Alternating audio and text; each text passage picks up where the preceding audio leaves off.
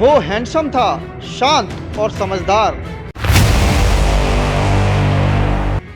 धीरे धीरे लोगों को उसकी मुस्कुराहट पर भरोसा होने लगा था, लेकिन उसी मुस्कुराहट के पीछे छिपा था अमेरिका का सबसे क्रूर serial killer Ted Bundy.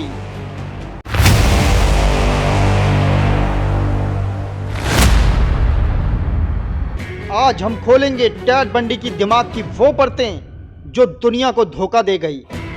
Video अंत तक देखिए, क्योंकि उसकी आखिरी भागने की कोशिश और उसकी आखिरी बातें आपका दिमाग हिला देंगी। टेड बंडी किसी राक्षस जैसा बिल्कुल नहीं दिखता था, बल्कि वो बहुत शांत था। वो पढ़ा लिखा था और उसने लॉ की पढ़ाई कर रखी थी। लड़कियां उसे शालीन, स्मार्ट और जेंटल कहा करती थी। सबसे हैरानी की बात तो यह है कि वो एक सुसाइड हॉटलाइन में वॉलंटियर था, लेकिन इस नकाब के पीछे एक तूफान धीरे धीरे पनप रहा था।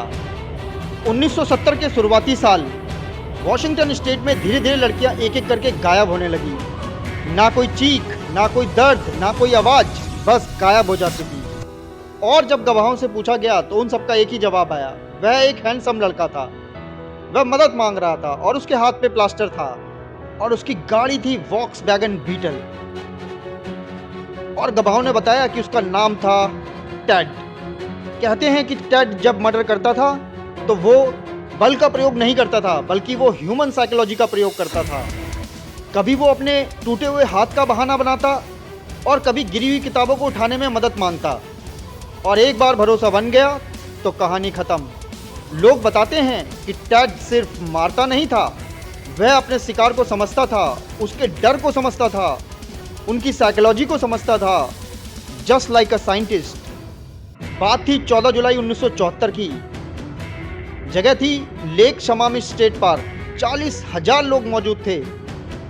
इसके बावजूद भी दिन दहाड़े टेड ने वहां से 2 लड़कियों को गायब कर दिया। वो आराम से घूमता रहता था और लोगों से बातें किया करता था।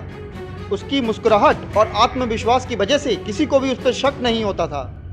और यह पहली बार था जब पुलिस को समझ में आया कि वो कोई नॉर्मल अपराधी से नहीं, एक सीरियल किलर से भिड़ रहे हैं।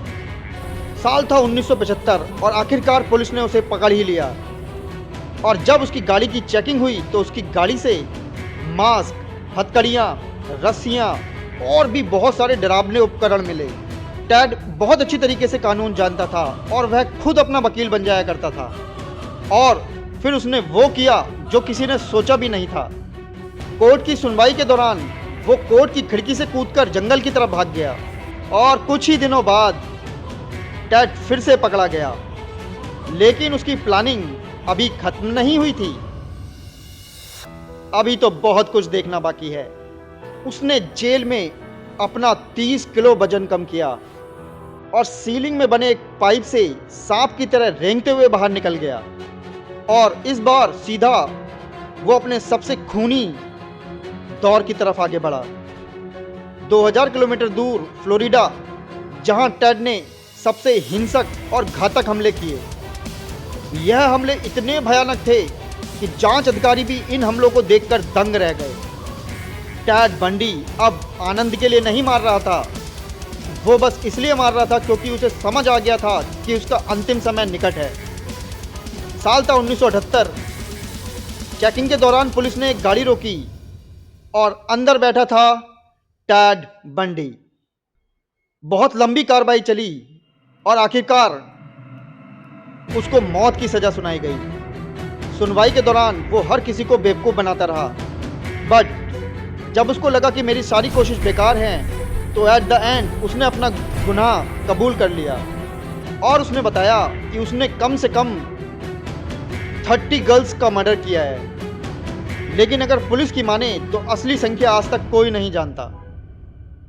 24 जन 1989 टेड बंडी को एक इलेक्ट्रॉनिक चेयर पे बाहर ले जाया गया। भीड़ उसका इंतजार कर रही थी। सारी भीड़ खुशियां मना रही थी। टेड बंडी ने अपने आखिरी शब्द कहे, मेरे दोस्तों और मेरे परिवार वालों को प्यार देना।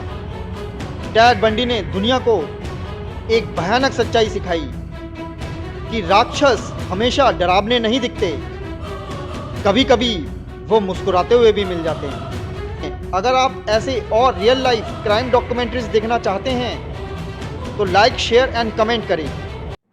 मिलते हैं अगले वीडियो में।